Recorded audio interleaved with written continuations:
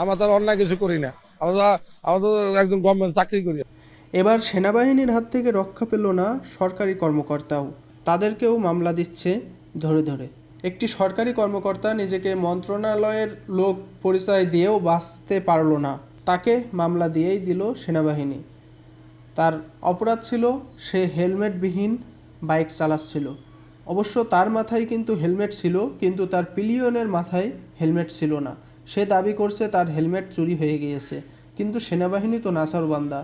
সেনাবাহিনী বলছে চুরি হয়ে গেলেও সে হেলমেট বাদে আসলো কেন।